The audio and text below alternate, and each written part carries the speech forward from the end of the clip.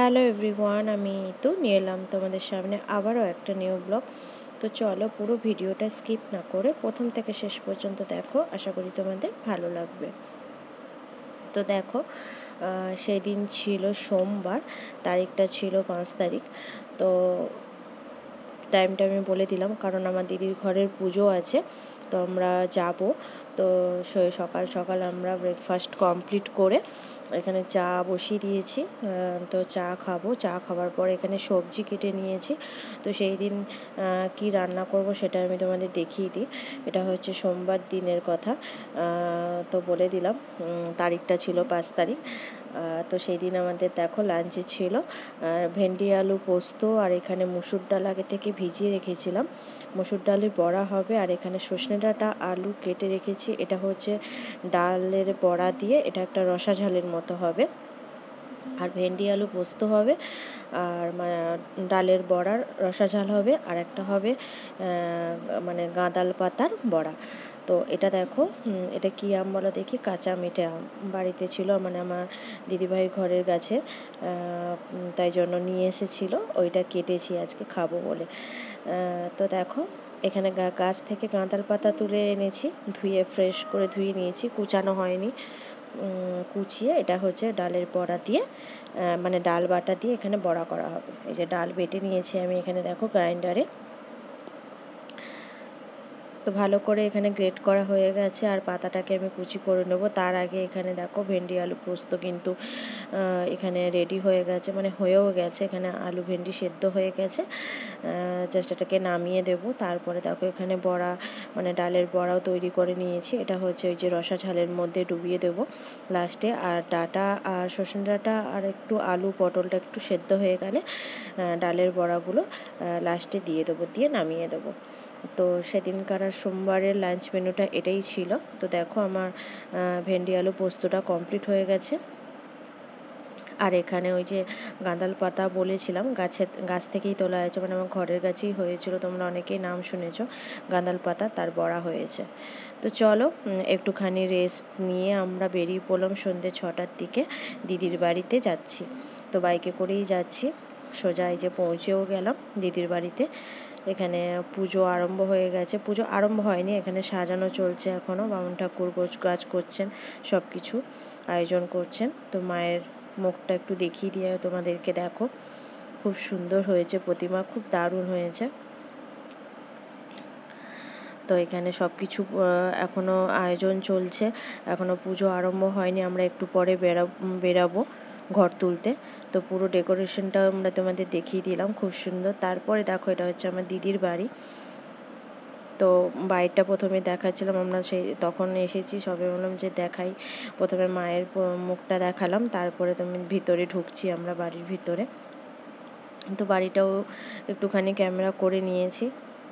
তো দেখো এটা হচ্ছে ভিতরটাই ঢুকছি আমরা, যে সবাই বসেছে এখন, আত্মীয় স্বজনে পুরো ভরপুর, মানে ভালোভাবে ঠিকঠাক দেখানো যাবে না, এখন চারদিকেই লোকজনে ভর্তি হয়ে আছে। আর এটা হচ্ছে স্টোর রুম, মানে সবজি এতে ভর্তি হয়ে আছে।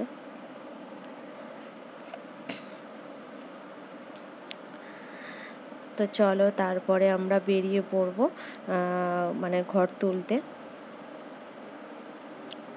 তো এখানে একটুখানি ভিডিও করে আমি দিদির রুমগুলো, মানে দিদির বাড়িটা ভিডিও করে তারপরে বেরিয়ে যাব। এখানে আমার শাশুড়ি মা বসে বসে চা খাচ্ছেন, তো আমি একটুখানি ক্যামেরা করে নিলাম।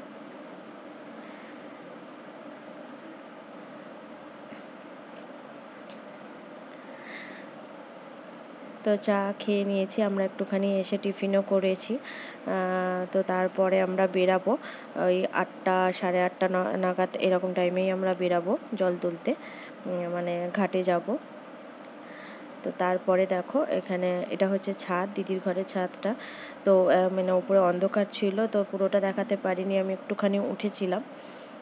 তো পুরোটা অন্ধকার, চারপাশটা অন্ধকার, এই জন্য এই যে উপর থেকে এটা আমি নিচটা দেখাচ্ছিলাম।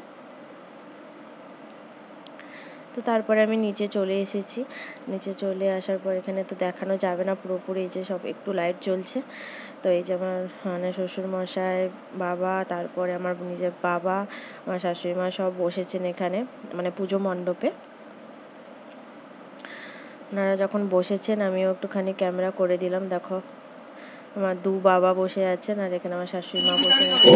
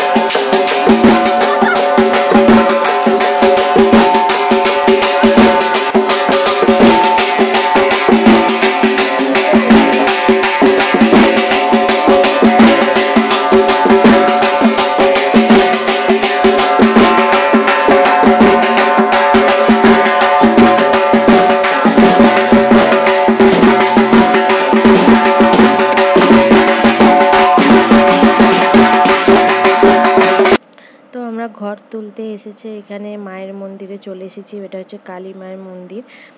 তো সেখানে এসে একটুখানি নাচতে নাচতে এলাম আমরা পুরো রাস্তা। কিন্তু একটা জিনিস কি, সেদিন একটু বৃষ্টি হয়েছিল, ঝড় উঠেছিল, তো একটুখানি আলো কম ছিল একটু, তাই জন্য সব কিছুটা একটুখানি কম দেখাচ্ছে।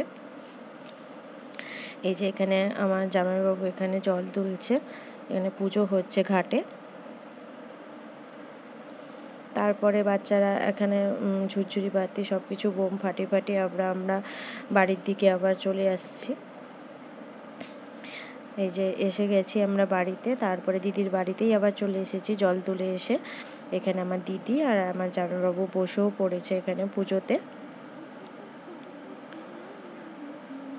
তো এদের পুজো শেষ হতে এখন অনেক রাত হবে, তাই ওরা দুজনে বসে পড়েছে। এখানে বাম ঠাকুর আয়োজন সব কিছু রেডি হয়ে গেছে, তোমরা দেখতে পাচ্ছ। দেখো এখানে সব কিছুটাই সাজানো গোছানো হয়ে গেছে। তো কালী মায়ের পুজো তো সারা রাত ধরেই হয়। তো আমরা খাওয়া দাওয়া করে চলে গিয়েছিলাম রাত্রিরে। তো তারপরের দিন আমরা আবার বেরিয়ে পড়লাম স্নান করে ওই 12টা সাড়ে 12টা নাগাদ। তো স্নান সেরেই আমরা যাচ্ছি আবার দিদির বাড়িতে। ওইখানে আজকে হচ্ছে, সেটা হচ্ছে আজকে তারপরের দিনই আবার মহাপ্রভুর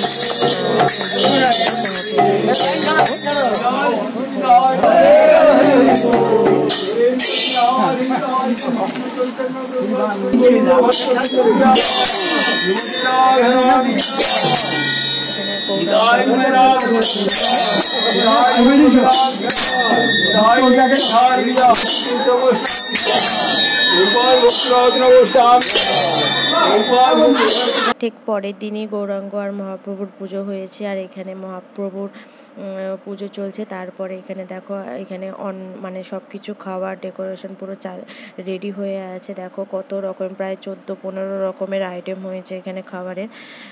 ফ্রাইড রাইস থেকে শুরু করে বিভিন্ন সবজির আইটেম, মানে 14-15 রকমের আইটেম হয়েছে। যেহেতু মহাপ্রভুর ভোগ, তাই আমরা খেয়ে তারপরে তো দুপুরবেলা বৃষ্টি শুরু হয়ে গেছে, বিশাল মুষলধারে বৃষ্টি। তো আমাদের তারপরে আমরা খাওয়া দাওয়া করে বাড়ি ফিরছি। আমরা বাইকে যাচ্ছি, বৃষ্টি যেহেতু হচ্ছে, আর আমার মা বাবা যাচ্ছে টোটোয় করে, যেহেতু স্ট্যান্ড অবধি যাচ্ছে, বাস ধরবে, আর আমার মেয়ে টোটো থেকে উঁকি মারছে। তো চলো, ভিডিওটা তোমাদের কেমন লাগলো অবশ্যই জানিও। ভালো লাগলে লাইক কমেন্ট শেয়ার করে দিও। আবার দেখা হচ্ছে নেক্সট ভিডিওতে। তোমরা ভালো থেকো, সুস্থ থাকো। এখনকার মতো টাটা।